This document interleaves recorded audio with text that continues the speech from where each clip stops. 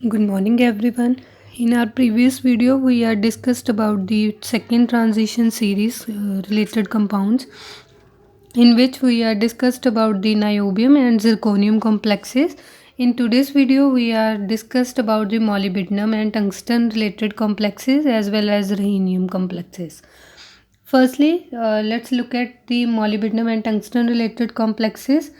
Molybdenum और tungsten इसमें क्या होगा कि हमने सेकंड और थर्ड ट्रांजिशन सीरीज़ के जो कॉम्प्लेक्स हैं उनमें क्या है, साइज़ की सिमिलैरिटी होने की वजह से उनकी बहुत सारी जो प्रॉपर्टीज़ हैं या कॉम्प्लेक्स बनाने की टेंडेंसी है या फिर उस ऑक्सीडेशन स्टेट में वो पर्टिकुलर कंपाउंड की जो स्टेबिलिटी है उनका बिहेवियर क्या है, ऑलमोस्ट सेम है, क्योंकि उनके साइज़ में क्या है, ज़्यादा डिफरेंस नहीं है। इसलिए हम दोनों कंपाउंड्स क्या है, second third transition series, fourth transition series और सेकेंड ट्रांजिशन सीरीज़ और थर्ड ट्रांजिशन सीरीज़ दोनों के ही साथ में डिस्कस कर रहे हैं। इसमें क्या है, molybdenum and tungsten have large atomic and ionic radii than 3D analogue that is chromium. Chromium से जो इसका एटॉमिक रेडियाई है वो ज़्यादा होगा, क्योंकि डाउन द ग्रुप हमारा एटॉमिक साइज़ क्या होता है, इंक्रीज़ होता है। लेकिन सेकंड और थर्ड का कंपैरेटिवली एक दूसरे के साथ क्या है, ऑलमोस्ट सिमिलर है। The same of type of compounds differ in their reactivity towards different reagents. And for instance, molybdenum carbonyl 6 react with acetic acid, but tungsten carbonyl 6 does not. थोड़ा सा बिहेवियर अलग भी है, लेकिन जैसे मॉलिब्डेनम कार्बोनिल 6 एग्जिस्ट करता है पर टंगस्टन कार्बोनिल 6 एग्जिस्ट नहीं करता या रिएक्ट नहीं करता। तो यहाँ पर क्या है, नेक्स्ट हमारे पास जो मॉलिब्डेनम और टंगस्टन है, हमने स्टडी किया था कि जो 3D एनालॉग है उनका जो लोअर ऑक्सीडेशन स्टेट के कंपाउंड ज़्यादा स्टेबल हैं, लेकिन डाउन द ग्रुप हमारे जो हायर ऑक्सीडेशन स्टेट के जो कॉम्प्लेक्सेस हैं वो ज़्यादा स्टेबल हो जाते हैं। The higher oxidation states are more common as well as more stable against the reduction. If we talk about the trioxides of molybdenum or tungsten, we find out that they are insoluble in water. तो इसमें next क्या होगा कि लेकिन जैसे इसके जो हमारे ऑक्साइड्स होंगे वो हमारे do not react with any kind of acid except HF, hydrogen fluoride के अलावा वो किसी से रिएक्शन शो नहीं करते। उसके अलावा जो हमारे पास कॉमन ऑक्साइड्स हैं वो क्या है, मॉलिब्डेनम का टेट्रा ऑक्साइड है, मॉलिब्डेनम 7O24, सिमिलरली टंगस्टन का है। लेकिन यहाँ पर मैंने उस दिन भी बताया था आइसोपोली और हेट्रोपोली आयंस का मतलब क्या होता है। आइसोपोली का मतलब है हमारे पास जो मेटल आयन है वो हमारा क्रिस्टल लैटिक्स में जो हम उसे पोलीमराइज करते रहेंगे, उसका जो मॉलिब्डेनम का ही रोल रहेगा हमारे पूरे लैटिक्स के अंदर।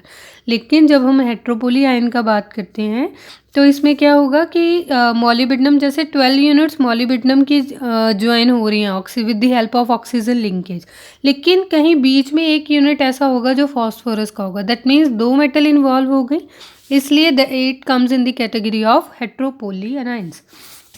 नेक्स्ट हमारे पास क्या है, ऑक्सीडेशन स्टेट। इसमें ऑक्सीडेशन स्टेट 6 के रिलेटेड जो हमारे पास कंपाउंड्स हैं, जैसे WCl6, टंगस्टन का हेक्सा क्लोराइड और ब्रोमाइड एग्जिस्ट करता है, लेकिन it will readily hydrolysed and the existence of molybdenum Cl6 is doubtful. जैसे अभी हमने बोला था कि मॉलिब्डेनम का जो हेक्साऑक्साइड है वो एग्जिस्ट करता है, मॉलिब्डेनम का जो कार्बोनिल का हेक्सा कार्बोनिल है वो एग्जिस्ट करता है, लेकिन टंगस्टन का हेक्सा कार्बोनिल डाउटफुल है। सिमिलर वे में टंगस्टन का जो हेक्सा क्लोराइड और ब्रोमाइड है वो एग्जिस्ट करता है, लेकिन इसका हेक्सा मॉलिब्डेनम का जो हेक्सा क्लोराइड है वो doubtful. In lower oxidation state there is tendency to form metal metal bonds. जब आप इन्हें लोअर ऑक्सीडेशन स्टेट में विद इन मेटल रिएक्ट करवाओगे, मेटल मेटल बॉन्ड बनाओगे, तो उसमें मेटल मेटल बॉन्ड की जो बॉन्ड लेंथ है वो एक्सटेंसिव बॉन्डिंग होगी, क्योंकि हमारे पास जैसे जब भी हमारे पास ब्रिजिंग इन्वॉल्व होती है तो ब्रिजिंग का बेनिफिट क्या है, हमारे मेटल क्या है, समवट क्लोजर आ जाते हैं, तो इसका मतलब जो हमारा एक्सटेंट ऑफ बॉन्डिंग है वो इंक्रीज कर जाता है। मॉलिब्डेनम 3 टंगस्टन 3, तो हमारे पास बॉन्डिंग किस तरह से होगी, जैसे मॉलिब्डेनम 2Cl9 का अगर हम स्ट्रक्चर ले रहे हैं तो यहाँ पर जब हमारे पास 3 क्लोरीन होंगे, मैंने M मॉलिब्डेनम और टंगस्टन दोनों के लिए यूज़ कर लिया है। यहाँ पर M मॉलिब्डेनम भी हो सकता है और टंगस्टन भी हो सकता है। तो यहाँ पर आप क्या करोगे, 3 क्लोरीन आप ब्रिजिंग में रखोगे, मेटल मेटल का एक सिंगल बॉन्ड है, और 3 क्लोरीन आप टर्मिनल पोजीशन पर रखोगे। ये क्या है, हमारे पास म्यू2 ब्रिजिंग है। जब भी हमारा कोई भी लिगेंड कितने नंबर ऑफ मेटल एटम्स के साथ अटैच होता है, तब भी हम उसके लिए कौन सा सिंबल यूज़ करते हैं, म्यू। और जितने मेटल एटम के साथ वो अटैच है वो नंबर आप उसका एज अ पार यूज़ करते हो। जैसे इसका नोटेशन स्टैंडर्ड ब्रिजिंग लिगेंड्स क्या होता है, μXL। तो इसका मतलब क्या है, म्यू को किस वर्ड को सिग्निफाई करेगा, दैट मीन्स जिस लिगेंड का आप बात कर रहे हो वो क्या है, ब्रिजिंग में है, और कितनी ब्रिजिंग है वो आपको एक्स बताएगा। जैसे कितने नंबर ऑफ मेटल एटम्स उसके साथ अटैच हैं वो आपको एक्स बताएगा। तो अगर फॉर एग्जांपल अगर मैं बात करूँ, यहाँ पे कोई कॉम्प्लेक्स है, यहाँ पर 3 मेटल एटम्स हैं और ये कार्बोनिल है हमारे पास, ये भी। तो अभी यहाँ पर आप इसका नेम क्या बोलोगे, μ3। किसके लिए, कार्बोनिल लिगेंड। कार्बोनिल लिगेंड को देखना है, लिगेंड ये है, कितने मेटल एटम्स के साथ अटैच है, 1 2 3। दैट्स वाई यहाँ पर क्या इंट्रोड्यूस होगा, μ3। तो ये आपको सिग्निफाई करेगा। अगर आपको फॉर्मूला दिया जाता है तो आप स्ट्रक्चर को कैसे डिज़ाइन करोगे, यहाँ से देखोगे कि कितने हमारे पास जो लिगेंड्स हैं वो कितने नंबर ऑफ मेटल एटम्स के साथ अटैच हैं, तो आपको ब्रिजिंग का ऑर्डर पता चल जाएगा। और ये वाले तो हमारे पास कैसे हैं, एक ही मेटल के साथ हैं, तो आप इसे क्या बोल सकते हो, μ1Cl। μ1Cl मतलब किसी भी एक मेटल के साथ अटैच है। तो जब भी एक मेटल के साथ अटैच होगा तो हम उसे ब्रिजिंग नहीं बोल सकते। तो इसका मतलब μ1Cl का मतलब क्या होता है, टर्मिनल पोजीशन। तो ये लेबलिंग कई बार ही आपको बुक में मिल जाएगी।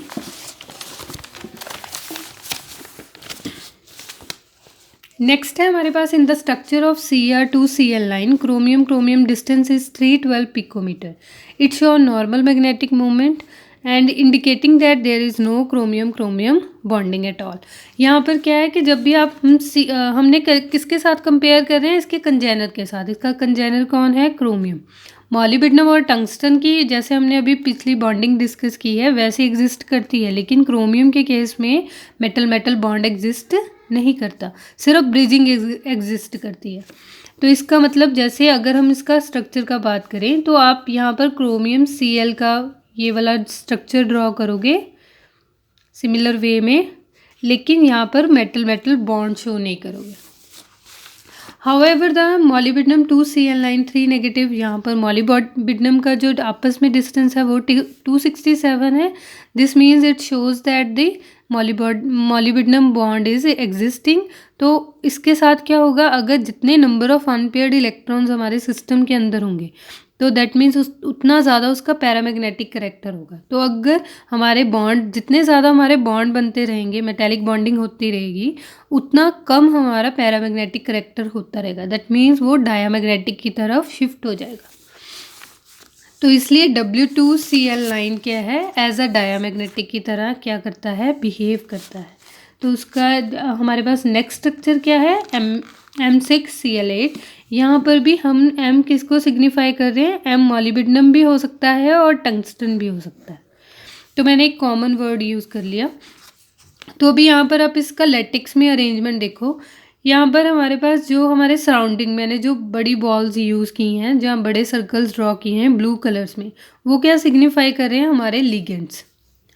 लिगेंड क्या होता है, सबसे पहले आप क्या करोगे, क्यूब ड्रॉ करोगे, और उसके बाद क्या करोगे, मेटल की पोजीशन कैसे दोगे।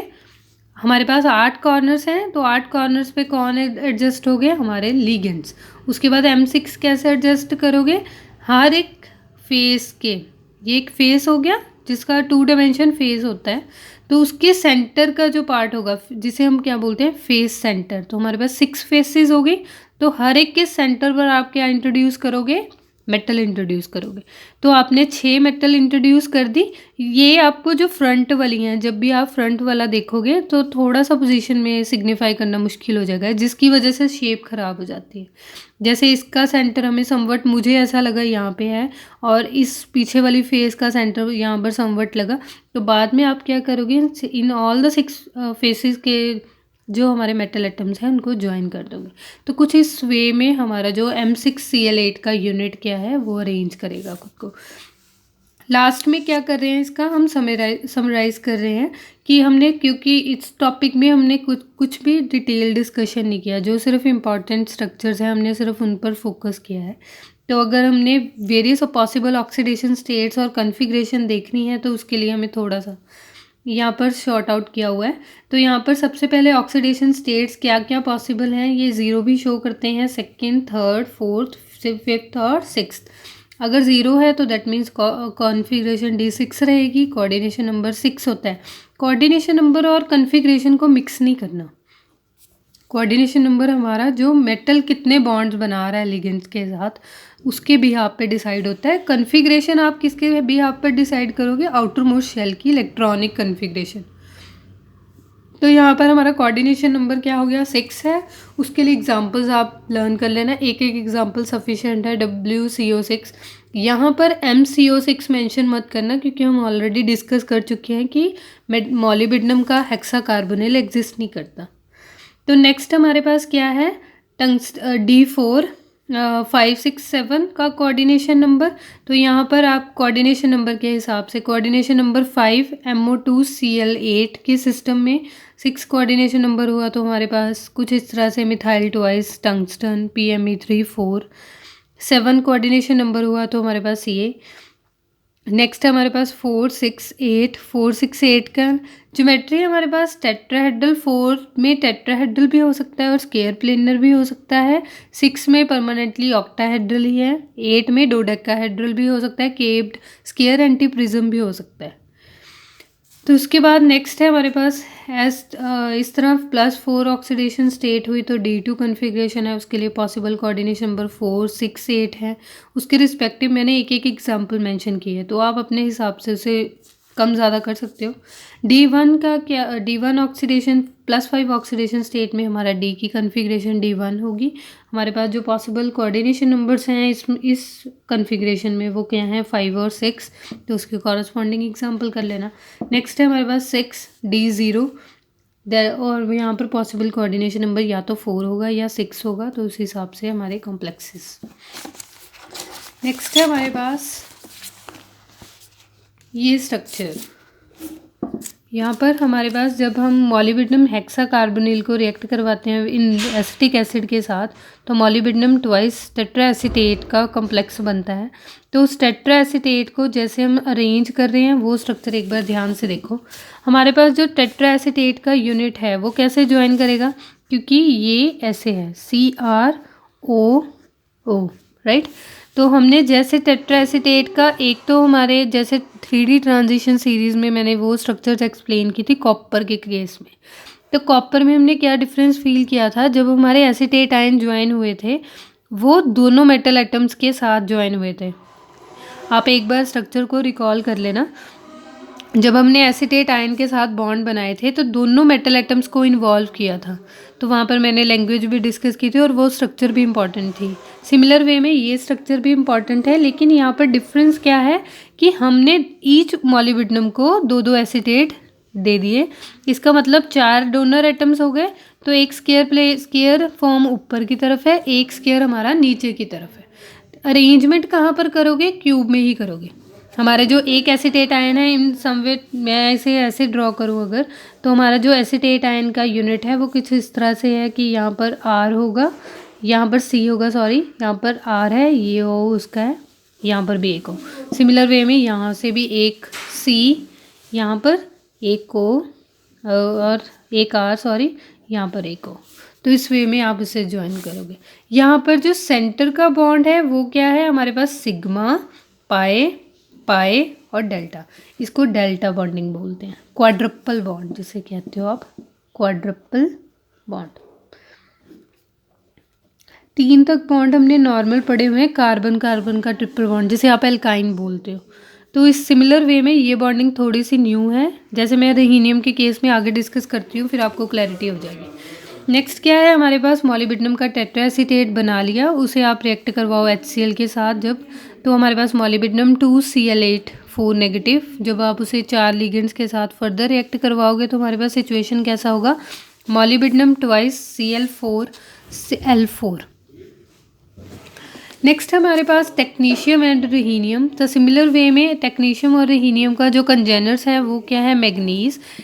एज सिमिलर, क्या इसका साइज इनसे दोनों से डिफरेंट है इस, क्योंकि यहाँ पर कोई भी लेंथेनाइड कॉन्ट्रैक्शन वगैरह नहीं इंट्रोड्यूस हुआ, लेकिन यहाँ पर सीरीज़ में हुआ है थर्ड ट्रांजिशन सीरीज़ में।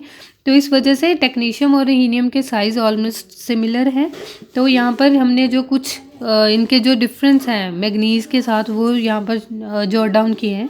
That is there is no analogue of manganese 2 positive exist in this oxidation state. इनका टेक्नीशियम और रिहीनियम का ऐसा कोई भी एनालॉग एग्जिस्ट नहीं करता। नेक्स्ट है हमारे पास जो टेक्नीशियम और रिहीनियम है, इनकी +5 ऑक्सीडेशन स्टेट में एक्सटेंसिव केमिस्ट्री है, लेकिन वहाँ पर हमारे पास क्या सिचुएशन है, वहाँ पर मैग्नीज +7 ऑक्सीडेशन स्टेट की एक्सटेंसिव केमिस्ट्री शो करता है। नेक्स्ट है हमारे पास टेक्नीशियम और rhenium form metal clusters. Metal clusters बच्चे क्या चीज़ होती हैं, जब भी हमारे पास 2 और मोर मेटल एटम्स ज्वाइन करना शुरू करती हैं, मोर देन 2, तो जब भी जो मेटल एटम्स अरेंज करती हैं या उनका अरेंजमेंट लिगेंड्स के साथ जैसा भी अरेंजमेंट होता है उसे हम क्लस्टर बोलते हैं। तो यहाँ पर जब भी एक मेटल एटम है वो तो जैसे नॉर्मल बॉन्डिंग है, जैसे मॉलिक्यूल है, लेकिन जब भी मोर देन 2 एटम्स हो जाते हैं तो वो क्लस्टर बन जाता है। Rhenium react with fluorine, that is rhenium F6 और F7। F6 हुआ तो ऑक्टाहेड्रल हो गया, F7 हुआ तो पेंटागनल बाइपिरामिडल। नेक्स्ट है हमारे पास रिहीनियम को जब आप क्लोरीनेशन करते हो तो हमारे पास जो कंपाउंड रिजल्टिंग होता है, क्लोरीन को यहाँ पर एक्सेस में रखना है। क्लोरीनेशन करोगे तो रिहीनियम 2Cl10 होगा। उसके लिए जो बॉन्डिंग है वो कैसे करोगे, देखो यहाँ पर मेरे रिहीनियम में बॉन्ड नहीं है, रिहीनियम ब्रिजिंग बनाई हुई है सिर्फ, और बाकी के टर्मिनल पोजीशन पे, यानी कि हमारे पास जो μ2 ब्रिजिंग है, μ2Cl। तो नेक्स्ट क्या है हमारे पास, नेक्स्ट स्ट्रक्चर्स हैं रिहीनियम 3Cl9 में। रिहीनियम 3Cl9 को कैसे अरेंज करोगे, अब 3 है तो ट्रायंगल में अरेंज कर लिया, और तीनों जो हमारे पास 3 क्लोरीन एटम्स हैं, इन्हें मैं सर्कल कर रही हूँ ताकि आपको ब्रिजिंग लिगेंड क्लैरिटी से पता चल जाए। ये हमारे तीनों क्लोरीन एटम्स क्या हैं, ब्रिजिंग में हैं, 2 रिहीनियम एटम्स में। तो सिर्फ ये शेप प्रोवाइड करने के लिए, अगर आपको एज सच ड्रॉ करना है तो फिर तो बॉन्ड लेंथ का वैसे ध्यान रखना पड़ेगा, लेकिन अगर आप सिंपल सा भी ब्रिजिंग शो करोगे तो भी स्ट्रक्चर क्लियर हो जाएगी। उसके बाद जो रिमेनिंग क्लोरीन्स हैं वो एज सच टर्मिनल पोजीशन पे हैं। जो डॉटेड क्लोरीन हम शो कर रहे हैं, दैट मीन्स अगर if we want to represent in a wedge representation, तो वेज रिप्रेजेंटेशन के अकॉर्डिंग जो प्लेन में है उन्हें आप सॉलिड लाइन से डिस्कस करते हैं, और जो प्लेन से नीचे हैं उन्हें हम क्या शो करते हैं, डॉटेड। तो उस वे में रिप्रेजेंट कर सकते हो। नेक्स्ट है हमारे पास रिहीनियम 3Cl12। तो यहाँ पर भी सिमिलर है ये, क्योंकि हमारे पास कोऑर्डिनेशन नंबर क्या है, हमने पहले बोला था कि सेकंड और थर्ड ट्रांजिशन सीरीज़ का जो कोऑर्डिनेशन नंबर है वो मोर देन 6, 7, 8, 9 भी हो सकता है। तो इसका मतलब यहाँ पर कोऑर्डिनेशन नंबर का तो कोई चक्कर नहीं होगा, नंबर ऑफ़ बॉन्ड्स इंक्रीज भी हो सकते हैं, 6 से ज़्यादा भी हो सकते हैं। तो यहाँ पर क्या है, 3 ट्रायंगल में फिर से अरेंज कर लिया, 3 ब्रिजिंग, बाकी के सारे टर्मिनल पे कर दो।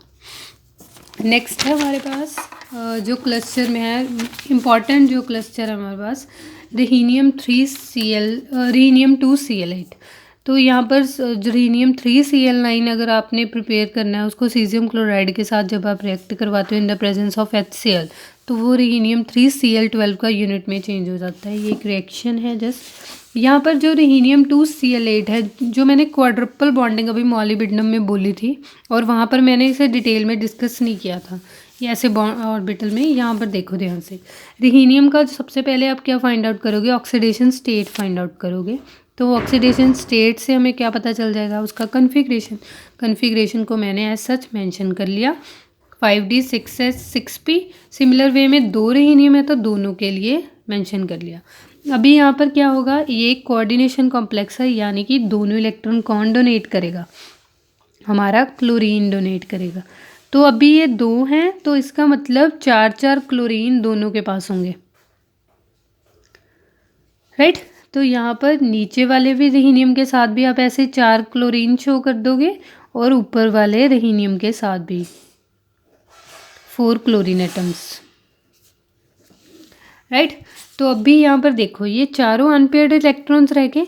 मैंने वहाँ पर प्रॉपर्टी सीधे बोल दिया था कि पैरामैग्नेटिक से हमारा डायमैग्नेटिक में चेंज होता है। यहाँ पर देखो ध्यान से, यहाँ पर पहला बॉन्ड क्या बना, सिग्मा, दूसरा बॉन्ड क्या बना, पाई, तीसरा बॉन्ड क्या बना, पाई, और फोर्थ बॉन्ड क्या बना, डेल्टा। सिग्मा बॉन्ड से हमारी कन्फिग्रेशन में इन्वॉल्व होता है, जैसे D2sp2 कन्फिग्रेशन है हमारे पास, यानी कि ऐसे स्क्वायर में अरेंज कर दिया, ऐसे स्क्वायर में,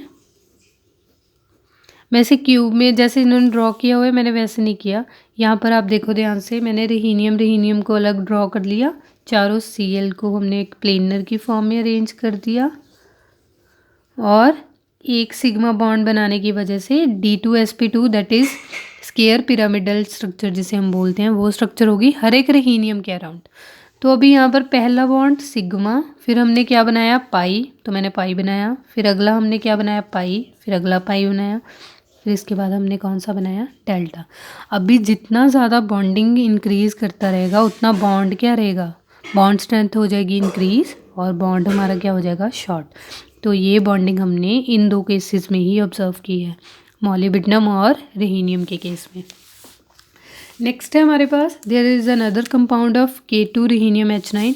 इसका सारा स्ट्रक्चर इंपॉर्टेंट है, तो स्ट्रक्चर आप समझ लेना। यहाँ पर हमने जब स्टीरियो केमिस्ट्री डिस्कस की थी तब हमने कोऑर्डिनेशन नंबर 9 के रिलेटेड जब स्ट्रक्चर की थी तब भी एग्जाम्पल यही सेम थी। नेक्स्ट है हमारे पास द टेक्नीशियम एंड टेक्नीशियम के जो ऑक्साइड्स हैं और रिहीनियम के are much less oxidizing agent than manganese के जो ऑक्साइड्स हैं, but are reduced by HCl, HBr, HI किससे, like transition metals many of the compounds of these groups are highly coloured और often paramagnetic, and for example Mn2 high spin का होता है, उसका magnetic moment ये है। लेकिन यहाँ पर हमने क्या स्टडी किया है, रिहीनियम के केसेस में इनके पास क्वाड्रपल बॉन्डिंग की वजह से इनका जो पैरामैग्नेटिक करेक्टर है पेयरिंग की वजह से रिड्यूस हो जाता है। लेकिन मैग्नीशियम का मैग्नेटिक मोमेंट सबसे ज़्यादा है, इसका मतलब वो मैग्नीज बॉन्ड क्या होता है, सिर्फ सिंगल बॉन्ड होता है, बाकी 3 अनपेयर्ड इलेक्ट्रॉन्स की वजह से वहाँ पर नेट मैग्नेटिक मोमेंट शो होता है। This is all about this topic. Thank you.